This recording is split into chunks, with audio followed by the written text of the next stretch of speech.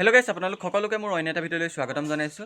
আৰু যিসকলে মোৰ ভিডিঅ' ৰেগুলাৰ চাই আছে সেইসকলে নিশ্চয় গম পাইছে চাগে আজি আমাৰ মা যাব বা ঘৰলৈ। বা ঘৰ নগাঁও কলিয়াবৰত হয় আৰু এটা বিশেষ কাৰণত গৈ আছে। ভিনদেউৰ পৰিয়াল আৰু আমাৰ পৰিয়ালৰ বাবে এটা একদম খুবেই ভাল খবৰ আহি আছে আৰু সেই ভাল খবৰটো কি আপোনালোকক জনাম বাৰু। ব'লক এতিয়া দেৰি নকৰি মায়ে নিয়া বস্তুকেইটা ভালদৰে যোগাৰ কৰি দিওঁ। আৰু এইফালে মা যিহেতু কেইদিনমান থকাকে যাব, ভাবিছিলে মায়ে সৰহকৈ কেইযোৰমান কাপোৰ লৈ যাম বুলি, কিন্তু বায়ে ফোন কৰি হাক দিলে ইমানবোৰ কাপোৰ নিয়া একো দৰকাৰ নাই বুলি ক'লে, কাৰণ বা যিহেতু তাত আছে বা কাপোৰকে পিন্ধিব পাৰিব।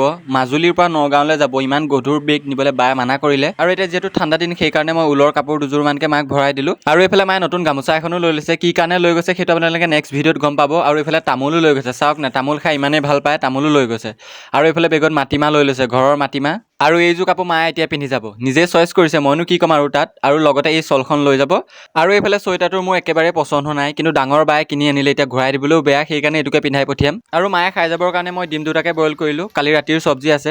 আৰু এইফালে বাহঁতৰ ঘৰলৈ নিবৰ কাৰণে মই গাখীৰ গৰম কৰিলোঁ, যিহেতু বটলত লৈ যাব সেইকাৰণে আকৌ ঠাণ্ডা কৰিছোঁ। মা যিহেতু বেলেগ এটা কাৰণত গৈছে সেইকাৰণে ইমানবোৰ বস্তু নিব পৰা নাই, ঘৰৰ বস্তু বুলি মাটিমাহ আৰু গাখীৰকণকে লৈ গৈছে। আৰু মা যিহেতু এফালে যাব সেইকাৰণে ঠাণ্ডা ভাত খুৱাই নপঠিয়াওঁ বুলি মই চাউলি পোৱাকে বঢ়াই দিলোঁ। ঠাণ্ডা ভাতখিনি ময়ে খাম আৰু গাইজ, কিন্তু মাক খুৱাই নপঠিয়াওঁ। আৰু এতিয়া মায়ে গা পা ধুই আহি গোঁসাই ঘৰত সোমাই লৈছে, আৰু মই মাৰ মোবাইল আৰু চাৰ্জাৰ কেইডাল বেগত ভৰাই দিওঁ। আৰু মায়ে খাই যাবৰ কাৰণে মই ডিমটো লৰালৰিকৈ গুচাই আনি মাৰ থালিত দিলোহি। আৰু এইটো মই খাবৰ বাবে থৈ দিয়া আছে, আৰু মায়ে কুহুমটো নাখায় গেছৰ বাবে। আৰু এইফালে মা ওলাই আছে, আৰু মা ক'ৰবালৈ যোৱাৰ আগত মামাহঁতৰ মামীহঁতৰ আইতাহঁতৰ আগত ইমানবোৰ কথা কৈ থৈ যাব যে মই মাৰ ভাগৰ একমাত্ৰ অবাধ্য পুত্ৰ। কি ক'ব গাইজ। আৰু এইফালে বেগটো ভিতৰৰ পৰা ময়ে দাঙি আনিলোঁ। আৰু এটা দুখৰ কথা যে মা ক'ৰবাত ওলাই গ'লে বা ক'ৰবাত গ'লে মই অলপ আগত থৈ আহিব পাৰিম, সেইটো মোৰ ক্ষমতা হোৱা নাই, মোৰ শক্তি হোৱা নাই, সেইকাৰণে লগৰ এটাকে অলপ আগবঢ়াই থ'বলৈ ক'লোঁ। আৰু এতিয়া মাক উলিয়াই মেলি পঠিয়ালোঁ ধুনীয়াকৈ। এতিয়া ঘৰৰ কামবিলাক মানে গোটেইখন মানে অ'ত এটা ত'ত এটা আছে, কাৰণ মা ক'ৰবালৈ ওলাই গ'লে বস্তু অ'ত এটা ত'ত এটা পৰি যায়, সেইবিলাকতো ময়ে কৰিব লাগিব। খতম।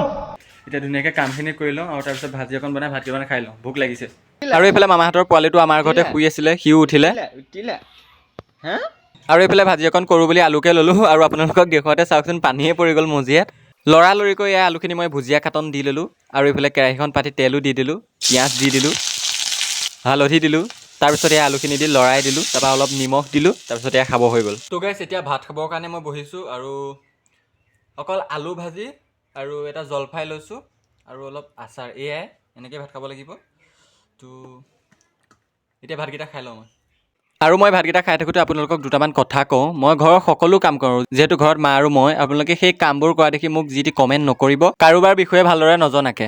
গাইছ, এতিয়া 1টামান বাজিছে, আৰু মই আহিছোঁ পথাৰলৈ আমাৰ গৰুজনী বদলাবৰ কাৰণে। সেইজনী চাই লওক, আমাৰ গৰুজনী মোলৈ কেনেকৈ চাই আছে। আৰু গাইছ, এতিয়া যিহেতু ঠাণ্ডা দিন, আৰু ঠাণ্ডা দিন হ'লেও ৰ'দটোতো চোকাকৈ দিছেই, সেইকাৰণে ওচৰতে থকা পুখুৰীটোত তেহেঁতক পানী খুৱাবলৈ লৈ আহিলোঁ।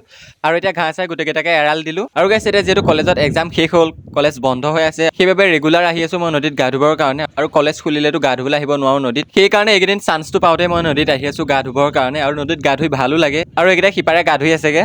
আৰু এতিয়া গা পা ধুই হ'ল, এতিয়া ঘৰলৈ বুলি আহিছোঁ। আজি ভিডিঅ'টো ইমানেই আছিল। যদি ভিডিঅ'টো চাই ভাল পালে লাইক, কমেণ্ট, শ্বেয়াৰ, চেনেলটো ছাবস্ক্ৰাইব কৰিবলৈ নাপাহৰিব।